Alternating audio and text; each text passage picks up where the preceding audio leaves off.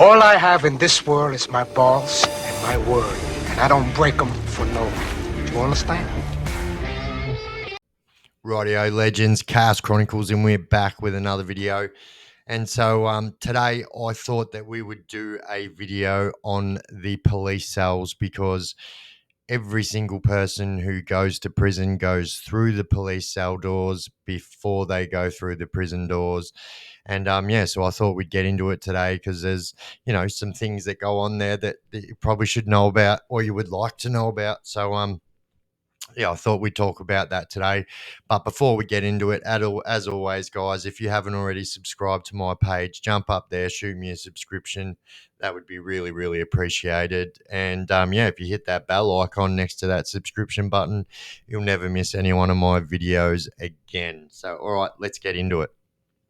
So, as I said, every single person who gets locked up, whether you've been locked up from court or whether you've had your bail refused from the police station and about to go on remand, whether you're sentenced or remand, every single prisoner goes through the police cells before they go to prison.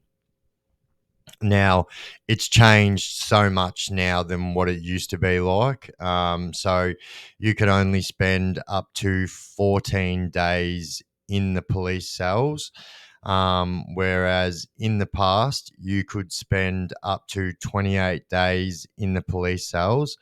And I'm so glad they changed that. But they've got this little loophole, and believe me, they use it. So, all they've got to do is send you to the map for one night, and then they can ship you back out to go do the police cells again. So, back in the day, people were spending up to 6 weeks in the police cells and even longer, like 9 weeks. And it was pretty crazy. And you literally get shipped around from all around Victoria. So one day you might be at Shepparton, the next day you're at Mill Park, the next day you're at Sale, and they move you all around. The next day you're at Geelong, the next day you're at Moorabbin, the next day you're at Heidelberg. They're all the biggest ones the biggest ones where people usually go. But believe me, they ship people. It doesn't even matter. So if you've got booked in Melbourne and the cells are full, they'll send you right hours out, all the way to Merimbula if they have to, or Mildura, should I say.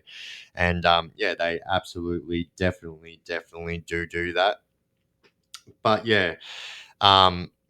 like I said, they used to be able to keep you for much longer, but like I said, they definitely use that loophole, and it's the absolute lowest. So you guys understand a little bit what the cells are like. So it's kind of like one big court area, like just a normal space, and then around that it's got probably up to 8 different cells, and in that cell they can sleep up to 3 different people.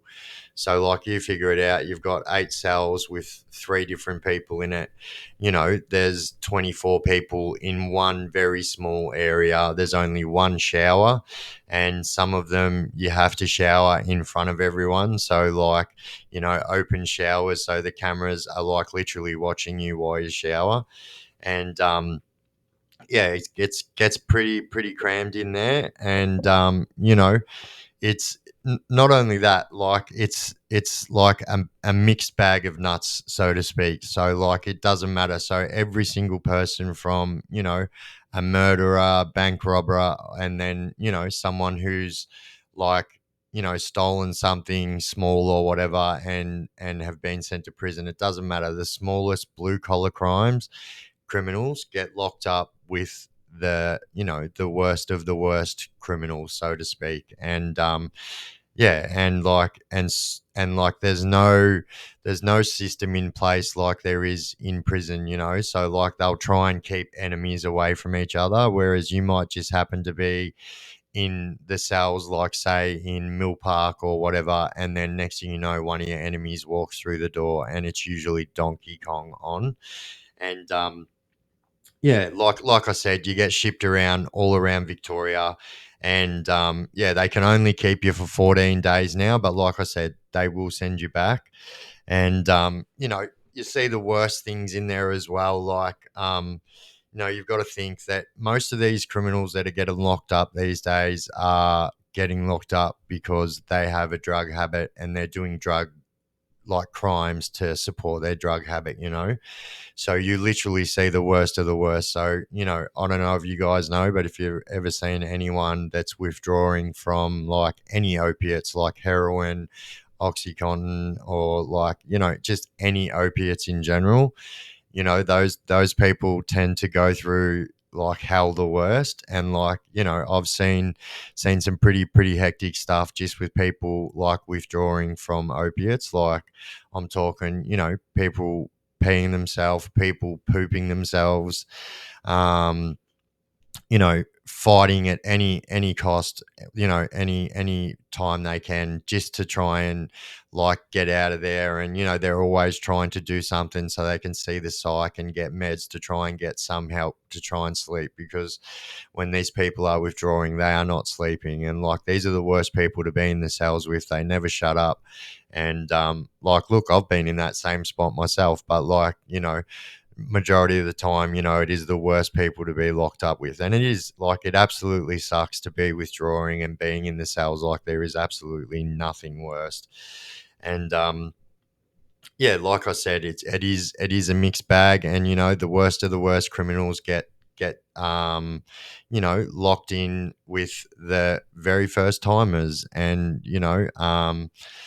and yeah, you see some crazy things. So like, obviously, like, as much as you guys would find it hard to believe, it's very easy to get like, your contraband through the police cells. And there's so many different ways of people doing it. But like, there is like never ever a time when there is like, there's, well, very unusual that there's a time where you're locked up in the police cells with a bunch of other blokes that are all on their way to prison, when there isn't some kind of drugs circulating around amongst that people. So what people do, and like, I've been known to do this myself, like, if you've had court that day and you're going to get locked up, everyone gets ready and parcels up some stuff and puts it away and in their banks, and takes it on into prison with them. So like, this is something that a lot of people do, and it's very common. And so like, you always see a lot of fights in there, because you know he might be getting some and he might not be getting some, and he finds that disrespectful that old mate got some and he didn't got some. And then it's the same old bullshit. Everyone's watching the bag and seeing who got who and who didn't get who, and that's how all the fights start. But the sales can be the absolute lowest, like, and some of the Victorian sales, like the Benalla police station, that the old cells there were like these cells from Ned Kelly times. And same with the Wangaratta cells. I believe in the Wangaratta cells there is something still carved in the wall there from Ned Kelly, when Ned Kelly actually done prison time and was held in the Wangaratta cells. But the worst thing about these places is they are absolutely freezing. So all cells are freezing, but like the old Victorian country prison cells are the absolute fucking worst. And if you have to get shipped off to one of them, you want to tell your people to get you some warm clothes, because it's going to be freaking cold.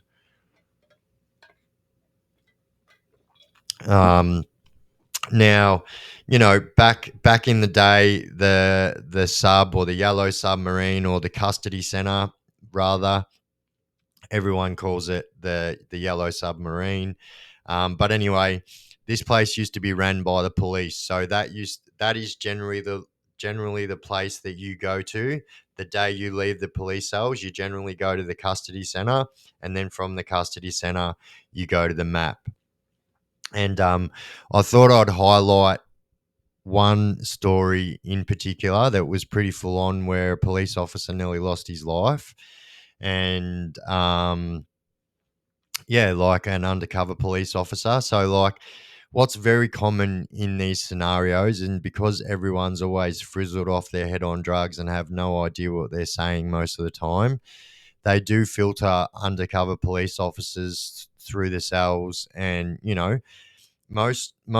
a lot of crooks, I won't say most, but a lot of crooks big note, and can't help but to big note what they're locked up for, some of the previous stuff they've done, how many bodies they've got.